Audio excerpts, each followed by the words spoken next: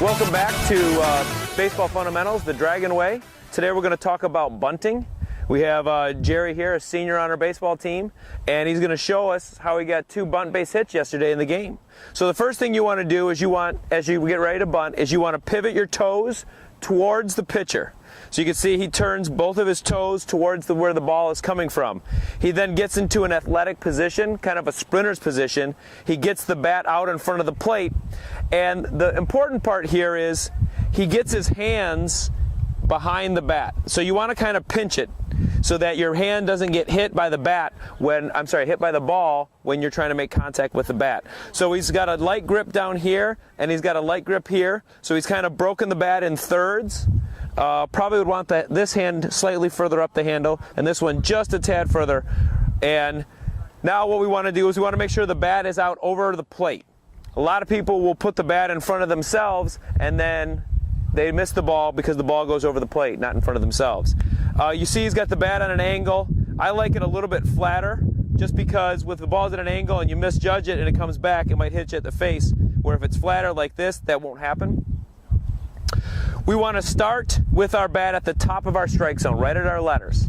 And then this tells us if the pitch is higher than that, we just bring the bat back. Go ahead and show what that would look like. We just pull the bat back like that. And we don't want to bunt a ball that's above this because the ball will likely end up being bunted in the air and then being easily caught. And it's easy for us to go down. If the ball is low, we can just bend our knees or we can just dip the bat down to go get it. One of the other things you don't want to do when you bunt is you don't want to jab at the ball. Show us what that might look like. You don't want to jab at the ball like that. With a bunt, we want the ball to go nice and slowly, getting it away from the catcher, but not hard enough to the pitcher or any of the infielders. And if you jab at the ball, it's going to go hard back towards the infielders and give them a better chance of throwing you out. Now, once the ball is bunted, you can see he's in a position where he can discard the bat and just sprint down the line.